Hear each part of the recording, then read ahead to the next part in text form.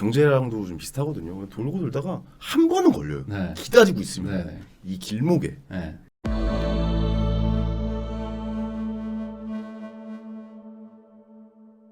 안녕하세요. 당신이 부자가 되는 그날까지 응원하는 부인남입니다. 오늘은 또 유명인 분을 모셨습니다. 예전에 유행어 부자 유행 개그맨 많았죠. 네. 이셨는데 이제는 유행어 부자가 아니라 진짜 부자. 찐 부자. 부자 개그맨이 되신 황현희님을 모시고 오늘 이야기 좀 나눠보려고 합니다.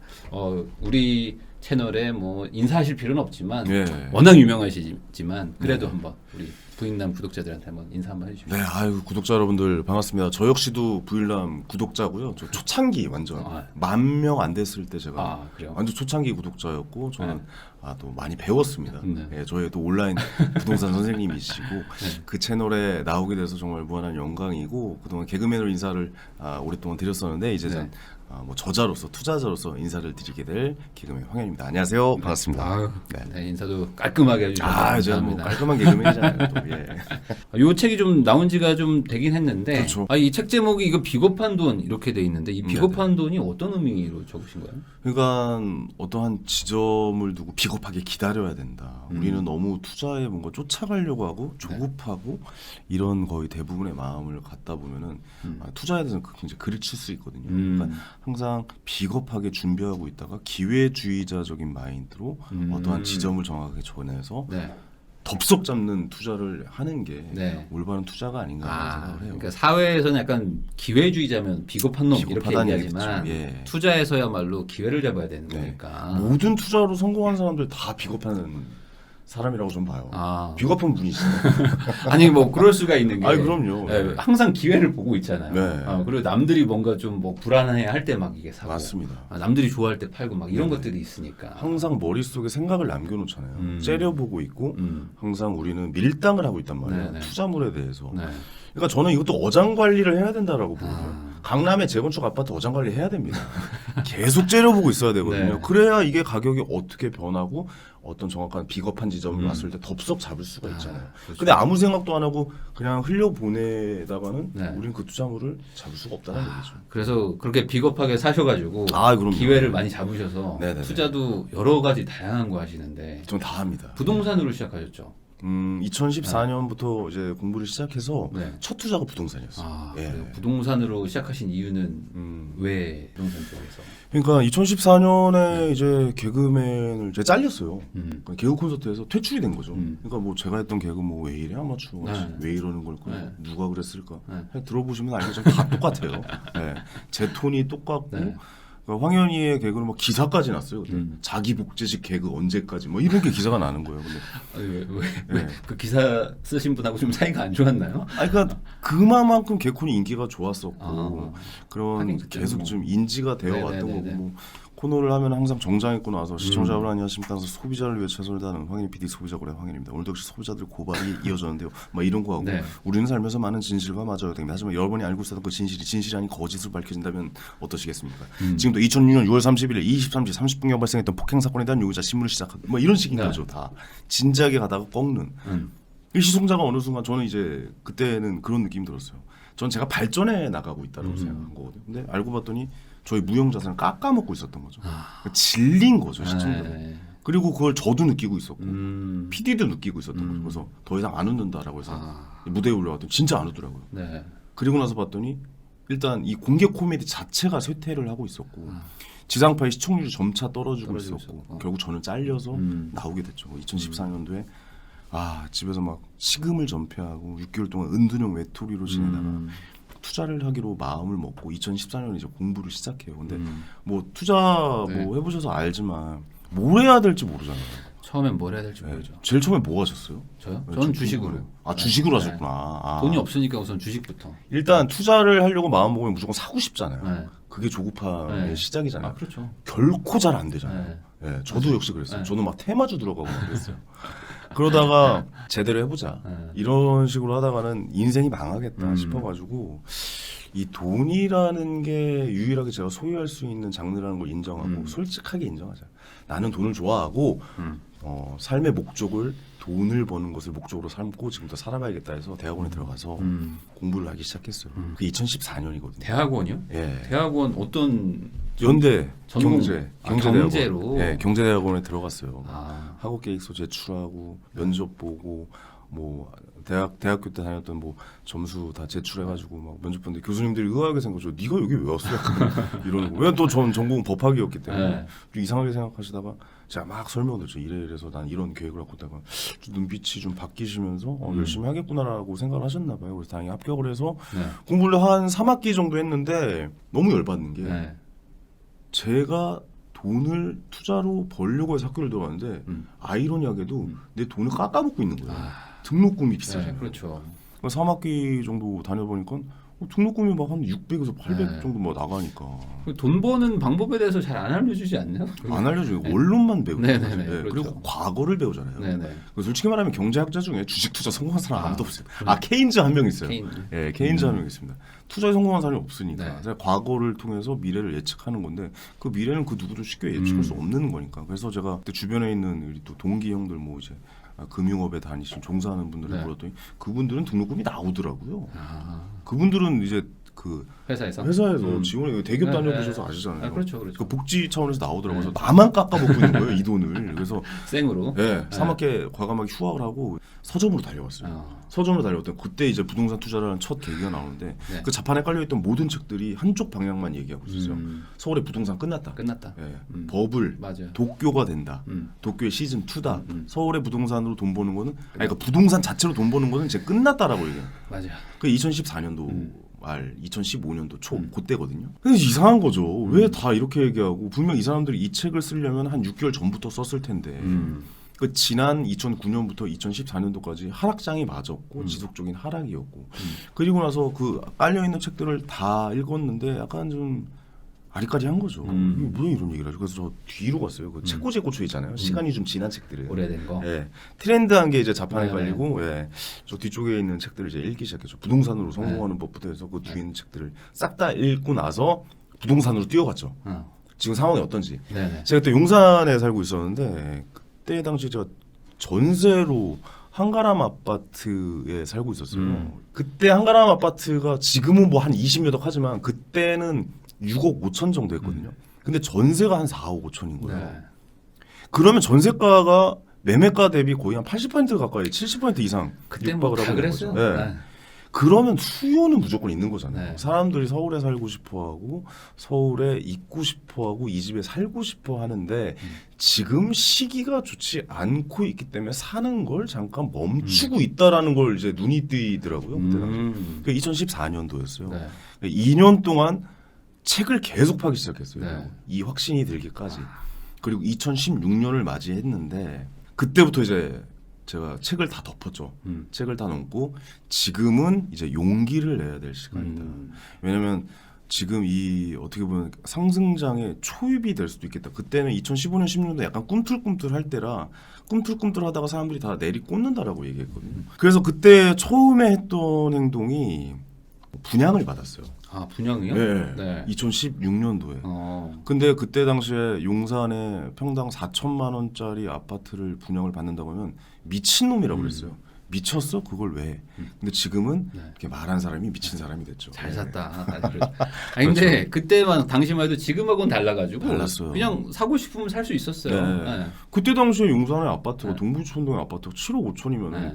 갭 투자하면은 2억이면 살 수 네. 있었거든요. 그리고 뭐 지금처럼 막 가점을 막 엄청 따지고 뭐 이런 없어요. 상황도 네. 아니었고. 그리고 대형 평수가 네. 경쟁이 높아봤자 2대 1이었고요. 미분양도 굉장히 많았습니다. 네. 그 당시에 뭐 트리마제도 미분양 나고, 다 미분양. 경희궁자에도 미분양 나고. 뭐 다 그랬습니다. 네. 아크로 리버파크도 뭐 미분양이었기 때문에. 맞아요. 그런 상황이었어요. 그래서 첫 투자를 분양받는 게 나라에서 혜택을 주는 굉장히 좋은 투자다라는 생각에서 일단 분양을 받고 네. 분양을 끝내고 나서 당첨이 된 거죠. 넣는데 됐어요. 됐고 여기서 끝내면 안 되겠다. 아예 진짜 뿌리채 뽑아내야겠다 해서 저희 집을 월세로 전환을 합니다. 전세였다가 월세로 전환해서 그 보증금을 빼서 그 돈을 갖고 성동으로 이제 가요. 성동으로 가서 모 아파트를 갭 투자를 했어요. 예. 그때 2억의 갭 투자하는데 5억 5천에 네. 전세가 있는 상황에서 제 돈 2억과 2천 정도 이제 그때는 취등록세도 쌌어요. 아, 예. 취등록세가 비싸진 게 얼마 안 됐습니다. 맞아요. 네. 그때 0.4%인가 아마 그랬을 거예요. 그때. 예. 아니 1%였을 거야. 아마. 그런가요? 1.1. 거기도 등기를 네. 치고 마쳤고 그때 당시엔 제가 8월 2일 날 파리 부동산 대책이 나왔는데 네. 8월 1일 날 등기를 친 거예요. 어. 그래서 1가구 일시적 1가구 2주택이 3년의 혜택을 봤었던 시기였던 그러니까 그런 운도 좀 따라고. 네네. 그냥 여기서 끝내면 안 되겠다 싶어서 이제 여의도로 갔어요. 근데 여의도로 가기엔 이제 돈이 많으셨네요. 아니요. 그래서 여기서 이제 말씀드릴 게 여의도로 가기엔 돈이 너무 부족해요. 이제 끝난 거예요? 예. 이거 어떻게 하지? 5개 사신 줄 알았어. 한 번에. 해야 된다. 어. 해야 된다. 이거 어떻게든 해야 된다. 그래서 여의도 바로 앞에 있는 신길로 갔죠. 신길로 가서 무슨 신기가 있으신가? 진짜 공부 네. 열심히 하시네요. 그러니까 확신을 하고 용기를 내서 이거는 진짜 갈았던 칼을 깊숙이 찔러보자라는 생각으로 신길의 재개발 주택을 단독 주택을 15평짜리를 구입을 하고 거긴 아직 이제 재개발이 아직은 안 돼요. 근데 신통 계획 뭐 이런 그런 쪽에 아직도 계속 올라 있고 거기도 한 3배 이상의 수익이 났고. 그러니까 첫 투자는 그렇게 3개의 부동산을 갈던 칼을 책을 보면서 하나만 걸려라라고 하던 시기에 공부를 끝내놓고 이건 무조건 가야겠다. 이건 용기를 내야 된다.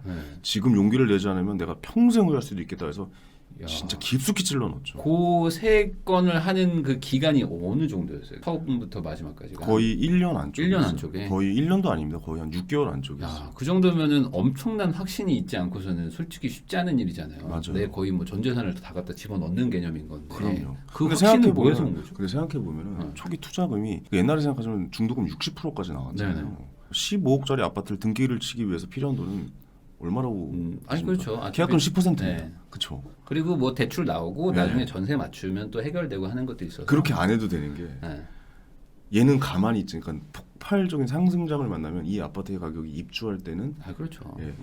모든 금액이 다 대출이 나오는 상황이 맞아요. 발생을 하는 거예요. 그래서 제가 들어갔던 초반의 금액은 사실 얼마 크진 않았어요. 4억 정도 들였던 것 같아요. 그렇죠. 개그맨으로 또 원래 또 워낙 잘 되셨었기 그럼요. 때문에 10년을 넘게 노동했죠. 자금이 아예 없으셨던 건 아니지만 중요한 거는 다른 분들도 다 같은 시대를 살았단 말이죠. 근데 그렇죠. 왜 누구는 이렇게 막 6개월에 막 할 수 있고 누구는 못 하냐 이거죠. 그 확신이 어디서 오신 거예요? 결국에 2년간의 공부였던 건가요? 결국에 제가 얻었던 확신은 결국 시간이라는 거였어요. 그러니까 결국 부자들은 시간을 마음껏 쓰는 사람이다라고.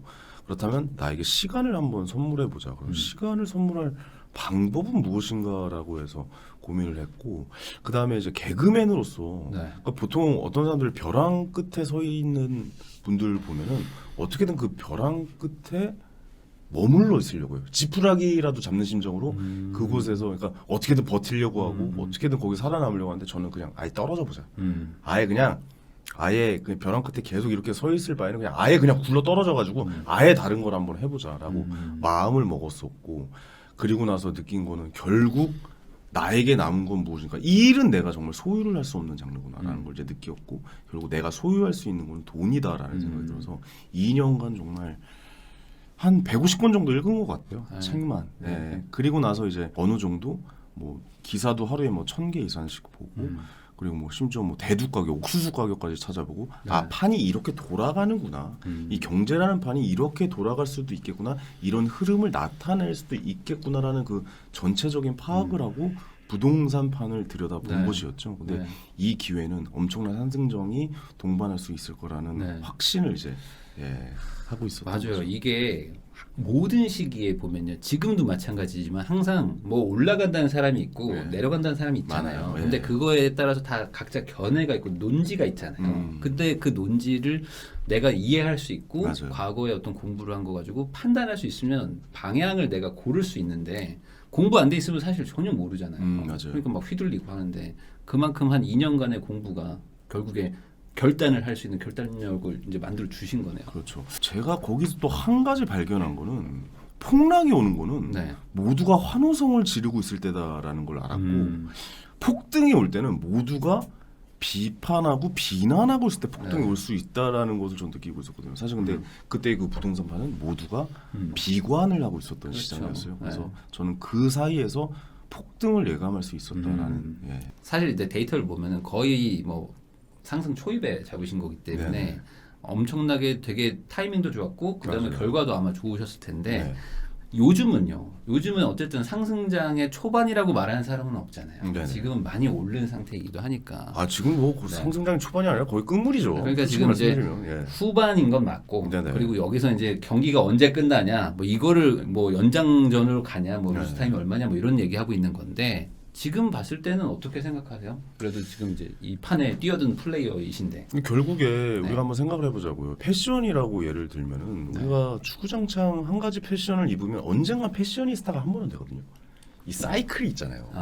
상승 사이클, 하락 네네네. 사이클 있다가 어쨌든 패션이 돌고 돌다라는 얘기죠. 네네. 경제랑도 좀 비슷하거든요. 돌고 돌다가 한 번은 걸려요. 네. 기다리고 있으면 네네. 이 길목에 네. 이 길목을 지키는 투자잖아요. 네. 이게 패션이고 힙합만 주구장창 한 10년, 20년 입고 있으면 이게 힙합 입고서 옷 잘 입는다는 네네. 소리 듣는 거죠. 경제도 마찬가지라고 네. 생각하거든요. 결국 이게 뭐 예를 들어 뭐 복고 패션이라면 복고 따라가고 뭐 힙합 따라가고 무슨 뭐 계속 이런 거 네. 통이 큰 바지 뭐 맞아요. 레깅스 계속 네네. 쫓아가다 보면은 패셔니스타는 안 돼요. 아, 근데 사실 부동산이라는 것은 네. 주변에서 꽤 아파트로 돈 번 사람들이 많다라고 얘기를 하는 것은 길목을 지키고 있었기 때문에 자이든 타이든 부동산이라는 건 주식 같지 않고 환급성이 좀 적기 때문에 네. 지키고 있었더니 걸려서 상승장으로 그렇죠. 가는 경우가 많은 게 이제 네. 부동산이잖아요. 사실 솔직히 말씀드리면 지금은 환호성을 다들 질렀던 시기였잖아요. 남들의 축제장이었잖아요. 왜냐하면 나는 그 미래 그 이전에 미리 그걸 준비하지 못했기 때문에 네. 지금 이 상승장을 편승하지 못했더라는 거잖아요. 그러면 분명히 이 사이클을 한번 생각을 해보자고요. 2025년, 26년, 27년, 28년 이때의 모습을 지금 미리 준비를 하면서 네. 대비를 하고 있어야 그 부동산 상승장에 나도 편승을 하고 있는데 지금 아예 끝났어, 아예 늦췄어, 나도 못 잡았어, 이런 벼락거지 됐어, 망했어 세상 뭐 약간 이렇게 하고 있다가는 그 다음 상승장은 또 못 잡아요. 네. 그러니까 저는 지금은 미래에 대해서 준비를 하는 시간으로 공부를 하고 네. 기다리고 아까 말씀드렸던 서울의 재건축 아파트라든가 재개발이든가 이런 걸 계속 지식을 습득하면서 밀당을 하고 계셔야 된다라는 지금 말씀을 좀 드리고 싶어요. 네. 저는 그래서 그렇게 대응을 하고 저도 사실 준비를 하고 있는 게 네. 저는 사실 지금 경매를 공부를 하고 있어요. 왜냐면 이제 나중에 어떤 시장이 올지는 그건 누구도 못 맞추잖아요. 시장에 그건 뭐 신도 못 맞추는 장르이기 때문에 어떻게 될 건지는. 하지만 어떤 장이 올 수도 있다라는 대비를 우리가 대응의 자세로 대비를 하고 있어야 되잖아요. 그렇다면 언젠가는 줍줍의 시기가 올 수도 있어요. 아 그렇죠. 네. 아무도 안 사는 시기가 옵니다. 그렇죠. 언젠가는. 예. 네. 미쳤어 그걸 왜 사? 네. 이 시기가 또 온단 말이에요. 그런 시기가 되면 팔리지가 않으니까 가격은 더 떨어질 거고 네. 대출을 심하게 끼고 있었거나 무리하게 그렇죠. 투자를 했다면 경매로 넘어온 것도 굉장히 많은 그럼요. 시기가 분명히 올 거라는 생각이죠. 그러면은 지금 혹시 그런 생각을 하고 계십니까? 아 이런 기회가 오면 그때 줍줍하고 잡으면 되지. 절대 못 잡습니다. 그렇죠. 미리 공부하고 최소한 2년 3년 정도는 계속 그 투자물에 대한 밀당을 하고 있어요. 그 투자물에 들어갈 수 있는 용기가 생기는 거지. 그때 막상 되잖아요. 못 삽니다. 떨어지는 칼날을 어떻게 잡으시려고요. 근데 미리 준비돼 있고 마인드 컨트롤이 돼 있으면은 그 시기에 그 투자물을 과감하게 잡을 수 있는 용기가 생긴다라는 것이죠. 그러니까 사실 지금까지도 안 사신 분이면은 네, 웬만해서는 안 사세요. 네, 맞아요. 왜냐면 네. 지금 몇 년간 오르면서 그 중간에 약간 그 뭐라고 해야 되죠? 그 약간 변절하신 분들이 있어요. 안 사, 나 절대 안 산다고 하다가 사시고 나면은 또 막 올라가는 걸 보고, 야, 이게 너무 잘 샀다 하시는 분들이 있는데 사실 지금까지 안 사신 분들은 어찌 보면은 사기가 쉽지는 않다. 이제는 진짜 손이 나가는 금액대도 아니기도 하고. 근데 이런 분들이 또 공통적으로 공부도 좀 안 돼 있는 부분이 많아요. 맞아요. 근데 그 말씀을 하시는 것 같아요. 그러니까 다음번 기회 잡으려면 지금 그냥 떨어질 때까지 그냥 가만히 있는 게 아니라 공부하고 준비하는 그럼요. 거잖아요.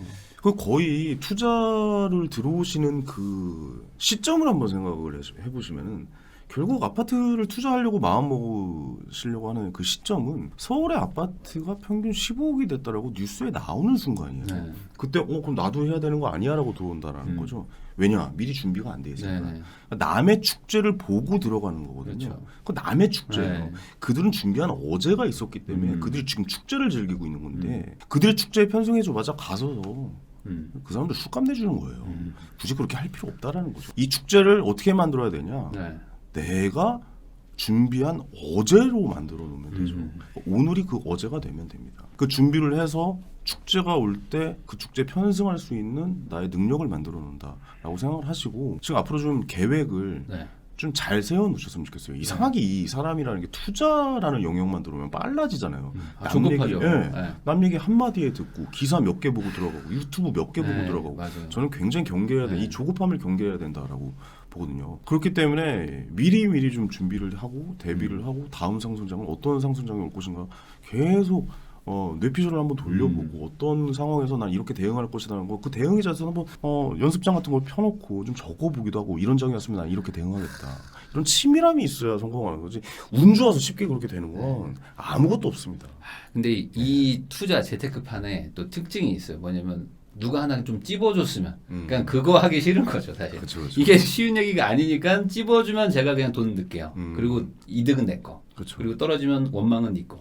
너 때문이야. 맞아요. 이게 되게 커가지고 아무 노력을 기울이고 싶어 하지 않아서 그런 것 같아요. 사실 맞아요. 이쪽에서 공부하라고 하면은 귀찮고 힘들고 한데 네. 왜냐면 알려주세요. 생업이 있어서 그러니까 나 일을 해야 되는데 일을 하고 집에 들어가면 투자 공부를 하라고 하는데 그걸 어떻게 힘들어서 누워서 자기 바쁘죠. 그렇죠. 근데 그렇게 해서는 달라지는 상황은 아무것도 없다라는 거를 이제 좀 인지를 하셔야 되고 제가 그런 얘기 많이 해요. 서울대 요즘 제 친구들한테 너 서울대 갈래 100억 벌래 그러니까 어린 친구들한테 서울대 갈 거야 100억 벌려면 다 100억 번다라고 하고 다 건물주 된다고 하거든요. 네. 근데 서울대를 가기 위해서는 최소한 12년을 써야 되잖아요.